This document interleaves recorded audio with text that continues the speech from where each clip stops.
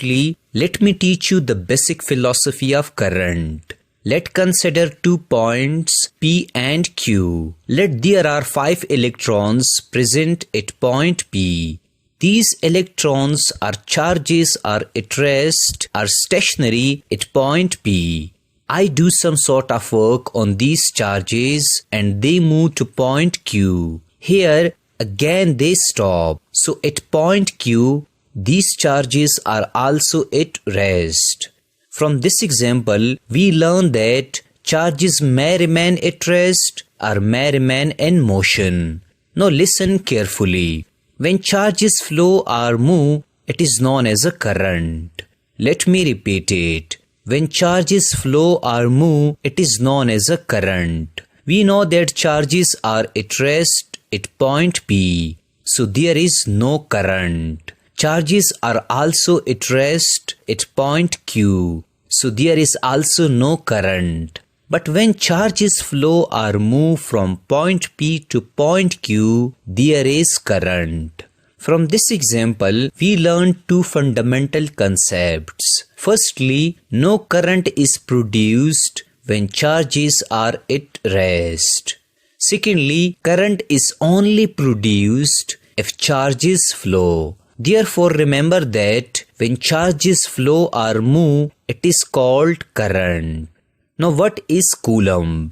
Well, we know that the SI unit of mass is kg. Similarly, the SI unit of charges is Coulomb. It is represented by capital C.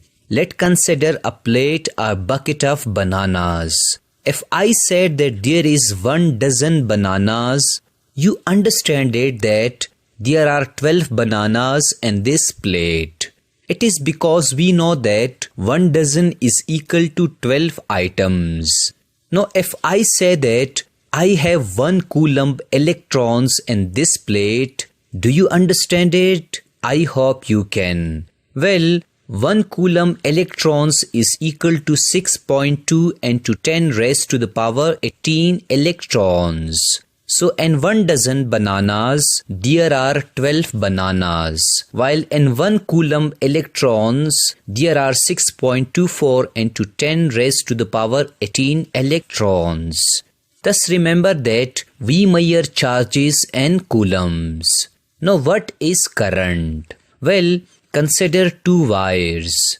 Let I select point X on this wire and point Y on this wire. I am interested that how many charges passes through point X in 1 second and how many charges pass through point Y in 1 second. Let I observe that 5 Coulomb charges passes through point X in 1 second and I observe that 3 Coulombs charges pass through point Y in 1 second. So the current in this wire is 5 amps or 5 amperes because 5 Coulombs charges pass through this wire in 1 second.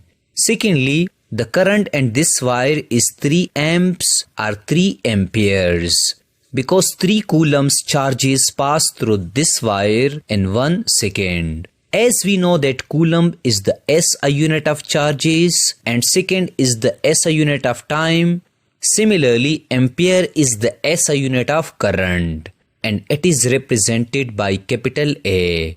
Therefore, we defined current as the amount of charges flowing through a wire in 1 second. Let me repeat it. The amount of charges flowing through a wire in 1 second. So the formula of current is I is equal to Q upon T, where I is the current, Q are the charges in coulombs, and T is the time in second. Now what is voltage? Well, let's consider that a ball is present at a certain height above the ground and another ball is present on the ground. We know that this ball possesses high potential energy and this ball possesses low potential energy. Or we can also say that this is high potential region and this is low potential region. Let's consider that the potential energy of this ball is 10 joules and the potential energy of this ball is 0 joule. So there is potential difference between these two regions. Let me repeat it. There is potential difference between these two regions. Now if I release this ball, where it will go? Well, it is obvious that it will move from high potential region to low potential region. Here is a very important point which you must listen 100 times. When this ball falls down, it possesses kinetic energy due to its motion, and we can utilize its kinetic energy. Let me repeat it. When this ball falls down, it possesses kinetic energy due to its motion, and we can utilize its kinetic energy. Now consider 2 points or regions, P and Q. There are 5 charges at point P, and there are 2 charges at point Q. Let the charges at point P possesses high potential energy and charges at point Q possesses low potential energy.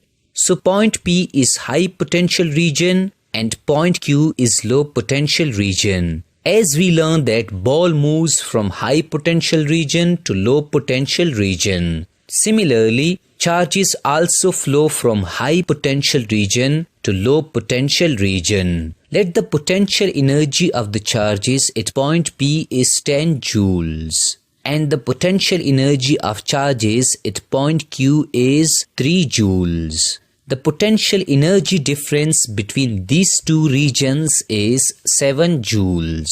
In case of balls, the difference in potential energy is termed as gravitational potential energy because the balls are present in the gravitational field. While in the case of charges, the potential energy is termed as electric potential energy because the charges are present in electric field. So this 7 joules potential energy difference is termed as electric potential difference. Now listen carefully. This 7 joules electric potential difference between these two regions is called voltage. Therefore, we define voltage as the difference in electric potential energy per unit of charges between 2 points. Let me repeat it. The difference in electric potential energy per unit of charges between 2 points. Now listen carefully. As we learn that when this ball falls down, we can utilize its kinetic energy. Similarly, as the charges flow, we can also utilize its kinetic energy. So we can utilize 7 joules energy of the charges to do some sort of work.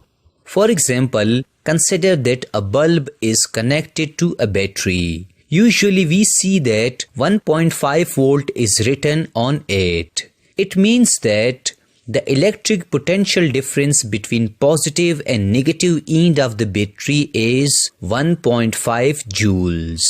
When we provide a conducting path like wires to electrons, they will flow from high potential region to low potential region. When electrons flow, we know that it is also called current. Secondly, there is electric potential difference of 1.5 joules. So these moving electrons possesses 1.5 joules energy. The bulb will convert this 1.5 joules of energy to light energy. Also remember that when this battery is dead, there will be no electric potential difference and no charges will flow. No flow of charges mean that no current. Thus we also learn that there is direct relationship between current and voltage. If we increase the amount of voltage, the amount of current is also increased and vice versa.